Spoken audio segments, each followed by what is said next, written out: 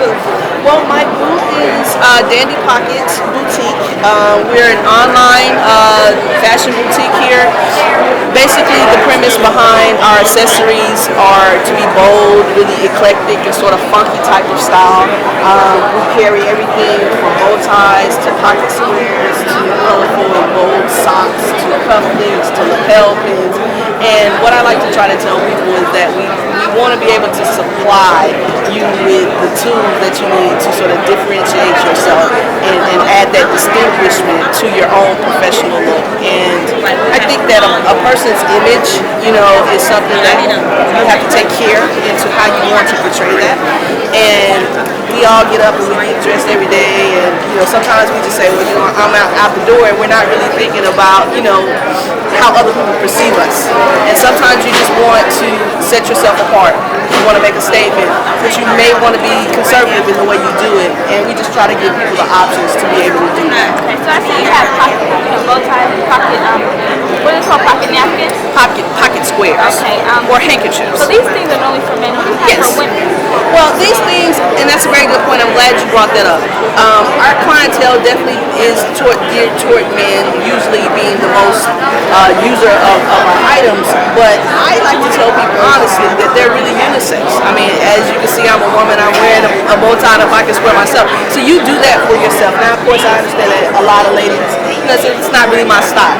So for the ladies who are definitely looking for some type of accessories that maybe are more, feminine, we have all of the lapel pins, and the floral boutonnieres. Men or women can wear those. I love the pattern. I just want to know what's actually using. Well, one of the weird things is I have a few people, ladies that buy my pocket squares, and they actually tie them to their purses.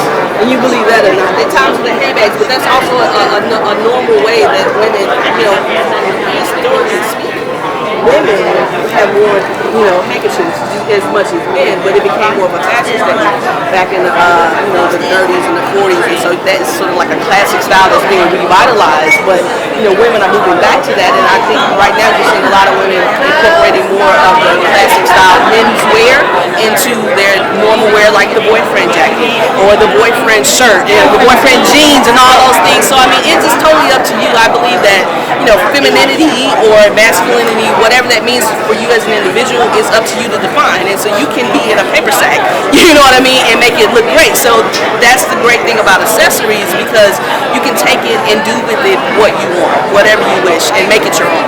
How long have you been doing that? Dandy Pocket has been in business for right about a year. We operate predominantly online in our online boutique, which is dandypocket.com. But we like to try to get out and interface with the public whenever we can. So if it's shows like this or any kind of expos, whether it's a trade event or just like a pop-up show, we can meet the public. So you do this kind of often? Yeah, we try to do this kind of often, especially now, like times during the holidays, because people are out shopping and they're looking for unique gifts. They're looking for things that they can't necessarily go and get from Macy's, and of course nothing's wrong with that. We're all going to go there. But if you want to avoid the mall and you don't want to get caught in all of that, but you really want something that's truly unique, I think you have to come to support and shop small companies and small vendors like myself, because we're small enough to change and to provide the fresh things that big stores often can't do as quickly. So that's the one thing that I love about my business, is because I can respond to the public demand in an instant. I do custom orders. If you're getting married and you want to either get gifts or you want to maybe coordinate your groom's accessories with the bridesmaids, I can make an order out of things, whereas you can't necessarily get that custom order done in other places that way. So I'm really pleased with my business, and I'm really pleased with the response that I've gotten from it. And whenever I can go and get out and tell people about what I'm doing, I feel so passionate about it. It makes me feel really good. And when I get compliments and people say, well, even if it's not quite my thing, I love what you're doing, it's like, okay, I'm doing something right. So I take a lot of pride in I that. see the passion that you have. What actually, how did you get started with this? Funny story, actually. I'm a fiend for fashion, but I've always had, sort of my own little take on my style, and it's somewhere across between like conservative, preppy, and it's gotten more eccentric as I've gotten older. But I've always loved like crazy socks and things of that nature. And then I started wearing pocket squares a couple years ago, and it was my birthday. Well, actually, the story goes back a little further. For Christmas last year, I told everyone, I said, just give me socks. Just give me socks for Christmas. I think I'm really easy. That's what I said because I thought it was really easy and it would be a really easy gift for people to get. Well, I didn't know that people were going to take me so literally. And so I ended up with like a huge box of socks. It was kind of disappointing. But they weren't necessarily the funky kind that I like. You know what I mean? So it was like, oh, okay. So I was like, well, it got to be more. It has to be more. And then I got into the pocket square thing a couple of years ago.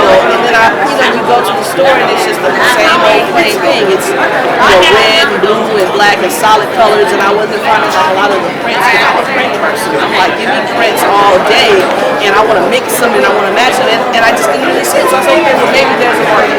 And so after doing enough market research and finding out that there was a market for it and people were looking for it, I said, let me see what I can do. And I've always wanted to have sort of a creative influence in my profession. My corporate background is in logistics. So this is such a departure from what I'm used to doing on a day-to-day. And there was such a learning curve in terms of having your own business for one, but then having a business that's based in retail, which is something that I never did before. So I was like, okay, but I'm a logistics person. So how do you make this work, and how do you roll it out? And, what do you make the finished product as, and how do you deliver it to the people? And so after enough pain and sweat and long nights and sleepless nights and back and forth to the drawing board, I started just coming up with designs and things that I thought that would really resonate with myself for one. Because I love everything that I sell, and if I don't love it, I don't know how to sell it to someone else. So found a formula that seems to work for me, and I said, let me introduce it to the public, and people have responded very nicely.